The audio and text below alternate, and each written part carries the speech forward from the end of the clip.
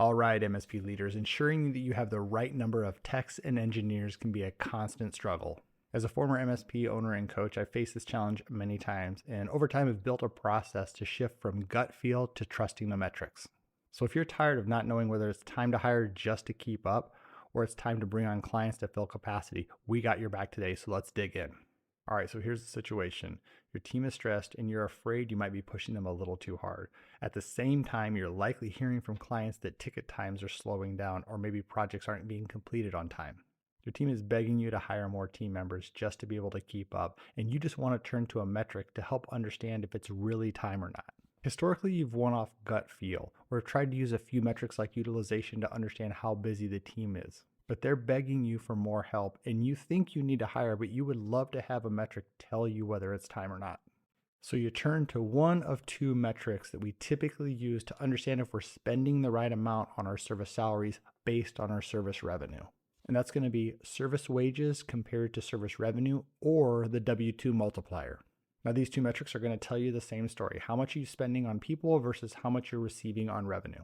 They just switch out the numerator and denominator to either give you a percentage or a multiple. So in service wages to service revenue, we're going to divide service wages by service revenue. And in the W2 multiplier, we're going to divide service revenue by service wages. Now, in both cases, we're working with a general round number of a third of revenue should be spent on service salaries. Now, you'll see in the service wages to service revenue that the service wages is actually a little bit higher than the W2 multiplier, and we'll get into that in just a second. But this is some quick math to understand, are we in a healthy spot profitability-wise? Now, since both these metrics will tell you a very similar story, you just have to pick one and start working with it.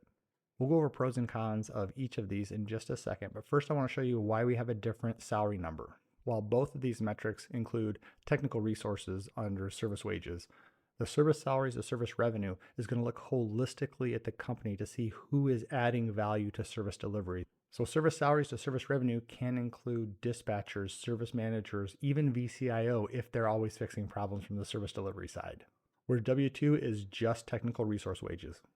So in our example, we showed $600,000 versus $540,000. That extra $60,000 went to dispatcher, partial service management, and maybe even a little fraction of the VCIO role, which gets us to pros and cons. And we're going to see both of them are actually very easy to calculate. But on the service wages to service revenue side, it is really hard to hit that number if you're including dispatching and service management when your revenue is relatively low.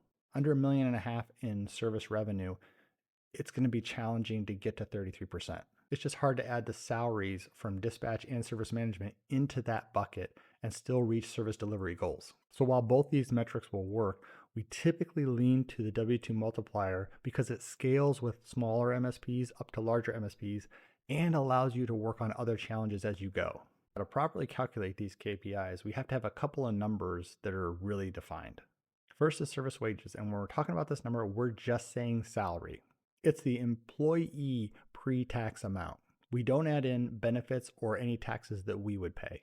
In addition, we don't add in bonuses or training fees that we would typically apply to a specific employee.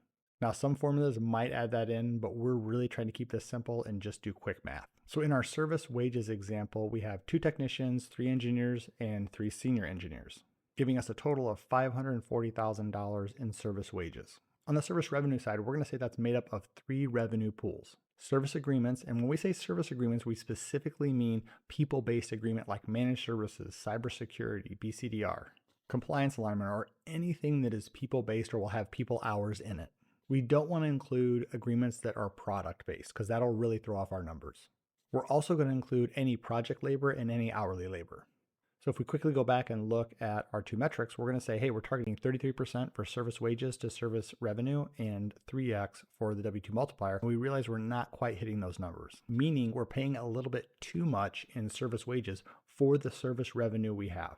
But that does not even come close to telling the whole story. If you just look at metrics, you're going to be missing a big piece of trying to determine whether it's time to hire or not, because there's a lot of variables that can come in and throw off the calculation and force us to make some bad decisions. Pricing is by far the #1 challenge we have when we look at this calculation, but we also have things like time entry, project backlogs, agreement backlogs, technology debt, training issues, and even leadership issues. And this is just the start of the list of things that can affect service wages to service revenue, or the W2 multiplier. So if you're looking to leverage metrics to understand if it's time to hire or not, the 4 big steps you need to take are, first things first, and this is foundational, no matter what, we have to start here, is making sure we have great time entry. You can definitely trick and limp along the system without great time entry, but eventually it'll catch up with you. Because as you grow, time entry problems typically increase exponentially. So we'll recommend immediately implementing 842, 8 hours a day, 40 hours a week, no updates further than 2 hours apart. We always get pushback on this, but once it's implemented and working, it makes things so much easier. You can identify who's killing it in your company and who might need a little education. It'll also help tell the story of your agreement gross profit. Do I have all the time in there? Am I doing a good job? So that's foundational, step 1. Step number 2 is to check your pricing. Now, we just did a video on how to update pricing for 2024, and I'll put the link in the show notes. But to quickly go through this, we want to make sure that we're at least 4 times the average hourly rate per employee band. So let's just say on average you pay your engineers $80,000 a year. We'll assume $40 an hour, then multiply that by 4 to give us $160 an hour. This is going to be our minimum number and not what we recommend you charge. This is just going to tell us where profitability fits if everything goes well. So we're typically going to want to add 10 to 15% to that number to get you your billable rate. Then we're going to use that same rate in our projects. Just like we talked about agreements, we want to make sure they're at minimum 65% profitable. And the formula here is agreement tools cost plus agreement labor cost divided by agreement revenue. And then we jump to the area where we see a lot of challenges, and that's in project profitability. And we're going to want to make sure design and project management are included in your hours estimate, along with any after hours multiples. And then we do a postmortem on every project every time so we can stop problems from reoccurring. So if we have time entry down and we have our pricing set right, now we need to look at utilization. And an average target for utilization is going to be roughly 75%. Now this will fluctuate a little bit between roles in your MSP because roles like project engineers, where you can be on site for a full week, can have a higher utilization than a help desk team.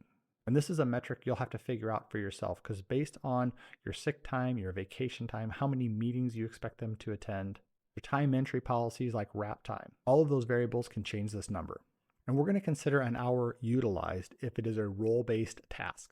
So things like client-facing tickets are almost always utilized. I can't think of an example when they wouldn't be utilized, but we could probably come up with something if we worked hard enough. And then any internal role-based tasks we also want to assign as utilized. This could be things like maintenance of our own systems or required training. We want to make sure we give credit for that if we require it. And last but not least, we have to check our backlog. Oftentimes, we can find the availability to hire that next project engineer just in our project backlog.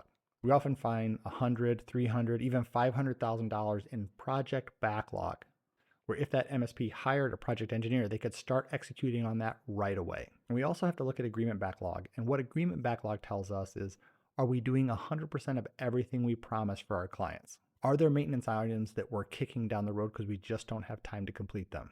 Same with systems backlog. Are there things that we should be doing internally that we're not doing because we don't have time? So let's say we get all that right.